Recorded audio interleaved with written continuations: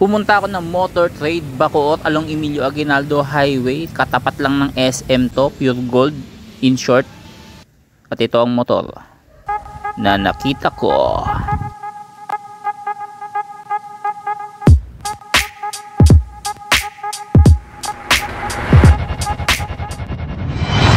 Boss Motovlog.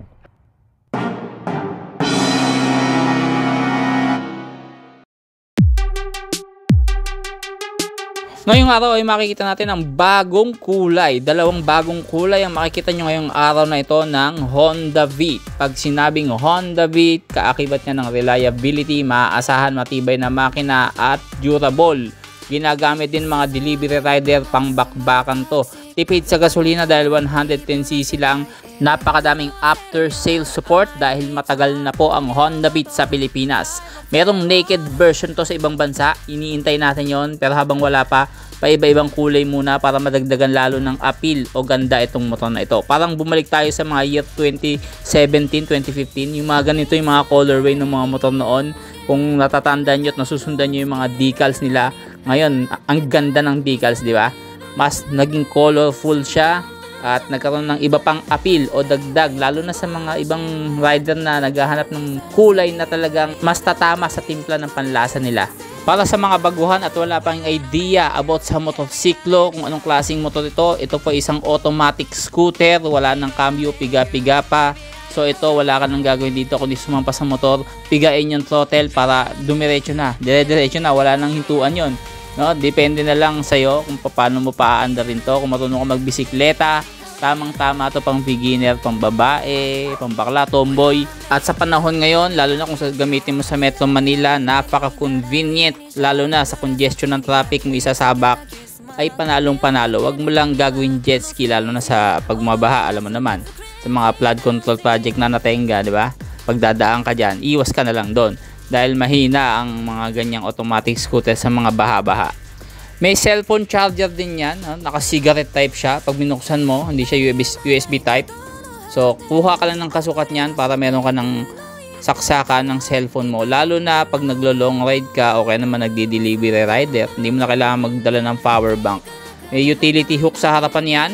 At yung inyong baterya nasa flat floorboard nyo, kaya iwasan nyo sa baha mga bossing. Syempre, reliable na footrest. At syempre itong motor na to ay naka air cooled po. Ayan po ang kanyang pan. So sa may gilid yan makikita mo yung tambucho, very stylish na rin. At naka-mags na po yan mga boss. Ready for tubeless na yan. No, pwede mo nang ipa-tubeless, pero tube type pa yung isang to Pwede mo nang ipa-tubeless yan basta naka-mags na po. So ang ganda ng decals Sa likod maganda rin hanggang kumbaga takip na takip yung sa may gulong mo, hindi basta-basta natalsik yung mga putik-putik. Ayan ang panggilid mo. Ito po ay merong 110cc engine. Air-cooled lang ang isang to. At ito po ay naka-fuel injected na kaya matipid sa gas. Naka-drum brake sa likod. Disc brake naman po yan sa harap. Single shock din po yan sa likod. Na napakatibay din ng shock na yan. Maabot ng taon din yan bago masira o tumagas yung langis. So yung ganitong flat floorboard mga bossing, very useful yan lalo na sa mga Asian market na kagaya natin, no? Marami tayong malalagay na gamit dyan. So napaka-useful niyan lalo na kung gagamitin mo yung motor pang commuter, pang araw-araw, lahat na, pang trabaho mo pa. Very practical ang motor na to dahil napakatipid din sa gas. Kayang tumakbo ng mga 68 km per hour. Ganyang katipid ito. At meron park brake lock pagka naka-elevate yung motor mo. Pag magpa-park ka na naka-elevate, pwede mong i-park brake lock para hindi umusad pababa ang motor mo o dumasdos. Magandang mga features yan, mga simpleng features na sa 110cc na napakababang presyo lang ay makukuha mo tong motor na to. Grabe. LED ang ilaw, pero yung mga turning lights bulb type, so basic maintenance lang yan, no? Madali lang. Kumbaga kali-kaligutin. Napakadaming tutorial sa YouTube ng motor na to. Pag sinearch mo, ang daming lalabas. Hindi ka mahihirapan kahit ikaw mag-DIY ng motor na to. Kayang-kaya mo. Lalo na kung baguhan ka lang at wala ka pang idea, unahin mo na agad yung change oil. Yun, wag mong pakalimutan yon. Yung mga simpleng detalye kagaya niyang decals na Beat, Honda, yan nagbibigay ng pagka-premium ng motor. Pinapakita dito na pagka Honda yung motor mo, reliable at maaasahan. Side stand switch, meron din po yan. Kita niyo meron siyang mechanism sa pag side stand mo kusang mamamatay ang makina para naman hindi basta-basta dumiretso dumausdos yung motor mo, kasi minsan kahit na naka-center stand dyan, minsan napapaan sila napapa-throttle up. So iwas disgrasya yun. Ito naman yung bagong kulay na gray. So pwede ka mamili sa dalawang kulay. Dalawang kulay yung nakita ko dito sa Motor Trade, mga bossing. Maganda din colorway nito. Depende sa iyo kung anong taste mo sa dalawa. Parehas naman po maganda yan.